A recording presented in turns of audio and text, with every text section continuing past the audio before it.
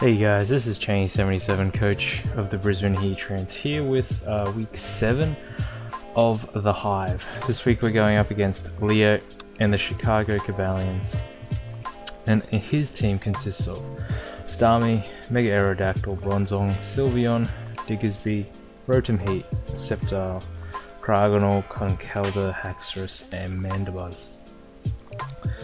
So Leo was the D-League runner-up last season in the CBA Season 3, so definitely have a challenge up ahead of us.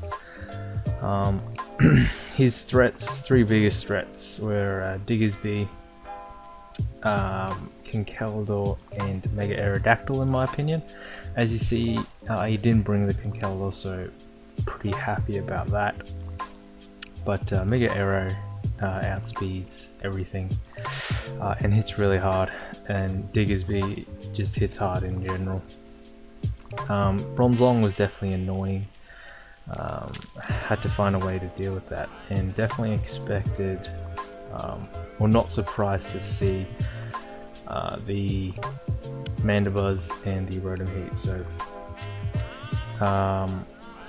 the Sylveon was something that also potentially could have come, I felt, as well as the Cryogonal. Specs Cryogonal, with the team that I brought, did put in quite a bit of work, but I guess the threat of Dancy outspeeding, Scissor's Bullet Punch, I guess, deterred him from bringing it, which is awesome. So jumping into my team, built this team really quickly. Without too much, because I was pretty busy this week.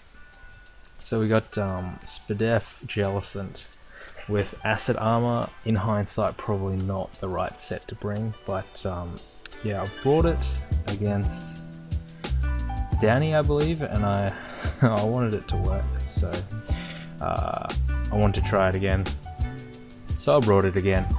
But yeah, definitely should have brought Fizdef for all his physical threats, but such is life. Next we got Band Scizor, pretty fast band, a lot of speed investment, and Bullet Punch does huge damage to everything not named Rotom Heat, Bronzong, and the Mandibuzz. So have knockoff and U-turn as well, and that kind of deals with everything except for the Mandibuzz.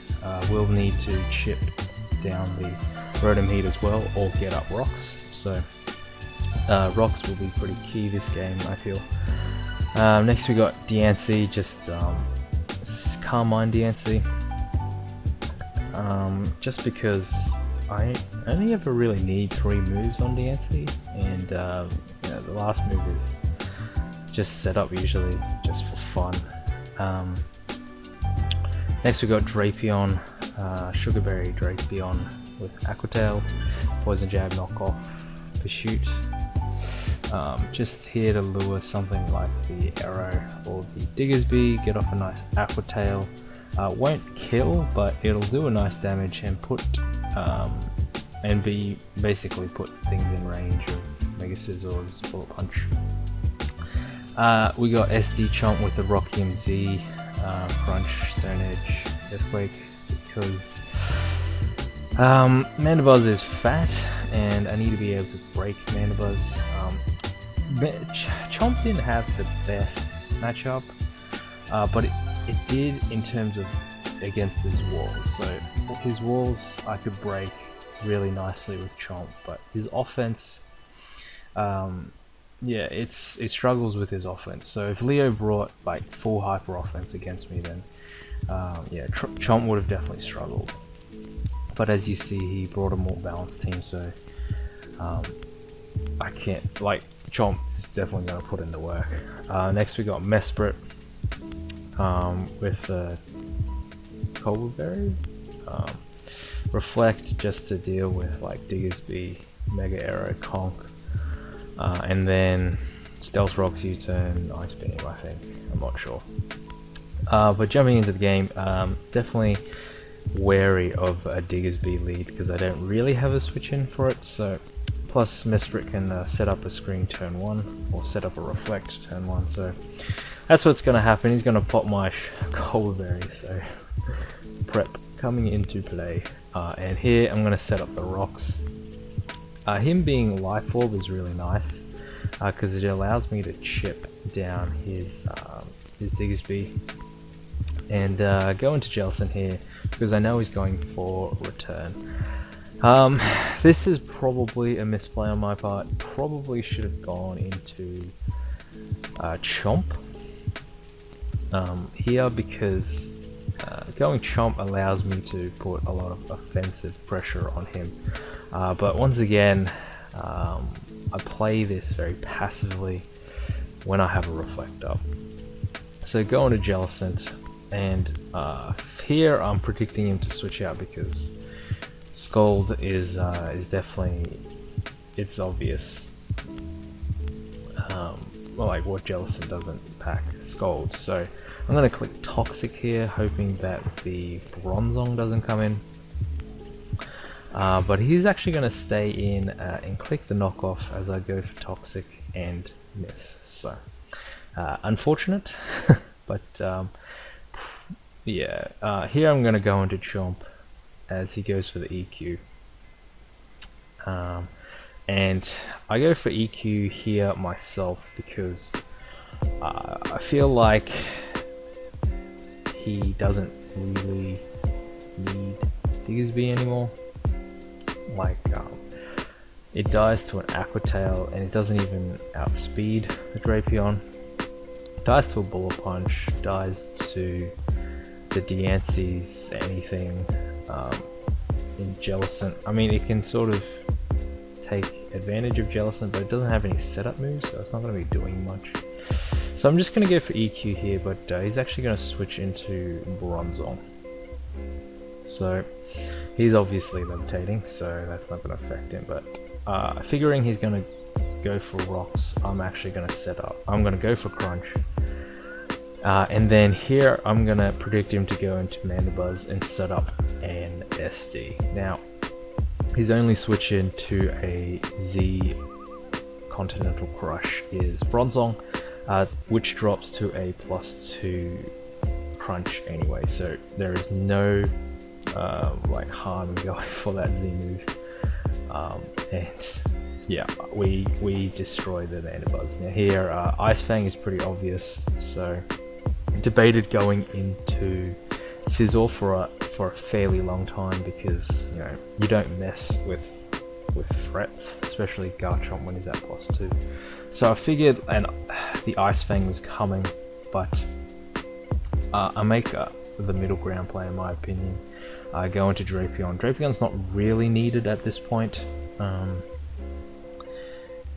And if I do, and if he does indeed go for the Ice Fang, I will be able to live an EQ the following turn because of my Sugar Berry. So I made the safe middle ground play in my opinion. The aggressive play would be to go Scizor. But yeah, he actually goes for Ice Fang, which is nice, and is actually going to go for EQ here. Pop my Sugar Berry, we live, we go for Aqua Tail, and we crit. The crit was super unfortunate because he definitely would have lived, but Leo said that was his win con, and as long as Scizor is around it, it can never be a win con because Bullet Punch just murders it.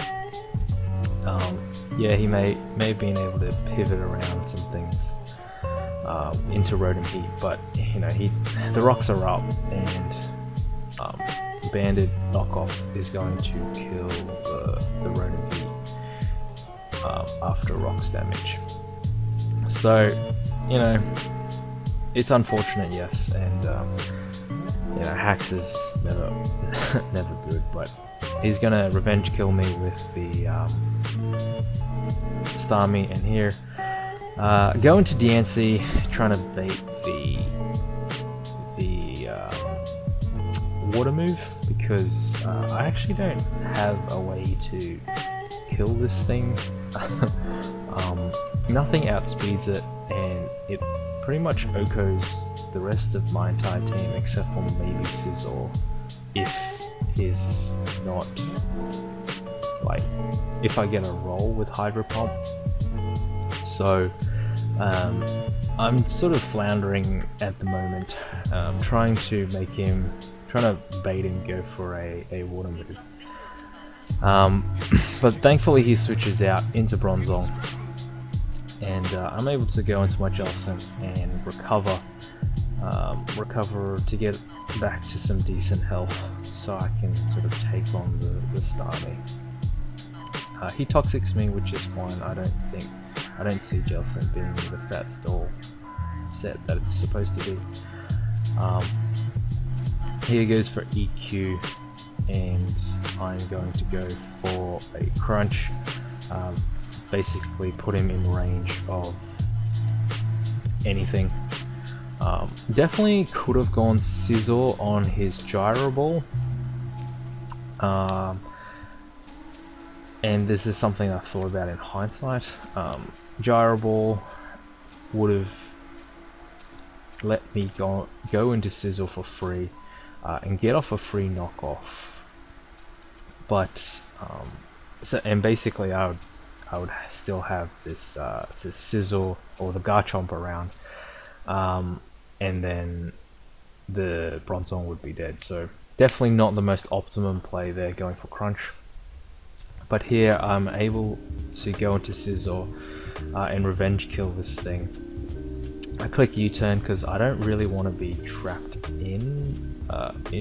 trapped into knockoff as I kill the Bronzong, and then he just gets a free switch into Rotom Heat. But as you see, he actually goes hard Rotom Heat, which in my play is, in my mind, in my opinion, is definitely the wrong play.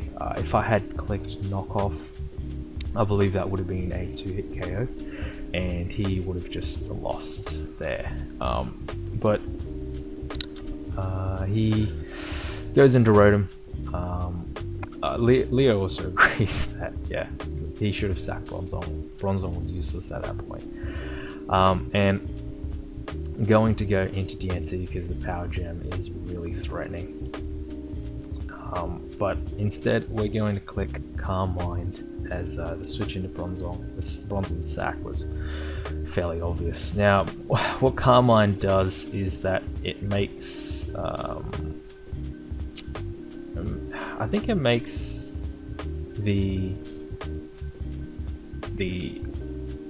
so Surf is not a guarantee. Scald's not a guaranteed to kill. I think it's about a 50-50 roll. Surf is not a guaranteed kill either. I think it's about like a 1 in 16 chance that I live. So Hydro definitely kills. But so I'm thinking his play is probably to go for the water move.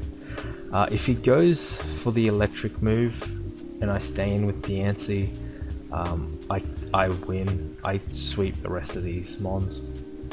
However, if I switch into Jellicent as he goes for the T-Bolt, I lose pretty much. Yeah, unless I get like a crit Bullet Punch, then yeah, it's pretty tough from that point onwards. So I'm going to, but if he surfs me, kills me, I just go into Jellicent and get off some nice damage on the Starmie, allowing me to basically sweep Scizor. So not wanting to make the overly aggressive play and potentially choke, I'm just going to stay in with Diancie as he crit surfs me. Like I said, the crit didn't really matter, just ensured the kill. And here I'm going to go into Jellicent and Nightshade as I live the T-Bolt easily, and put him in range. to where he dies to another life orb here. So here I go Sizzle because that is my best play, as he sends in the Diggersby. Bullet Punch is guaranteed to kill from this range, and now it's all up to how much speed does the Rotom have. I'm going to sack the Mesprit here to his Overheat and another Overheat, so Sizzle's actually in range by -2 Overheat. If he has more speed than me, he wins. If I have more speed, I kill with Knockoff. As you see, he was actually no speed, and I had a little bit of speed to speed creep the Rotom Heat. So yeah, glad that we got this very narrow victory out. That was a great game, Leo. I hope you guys enjoyed, and catch you guys next week.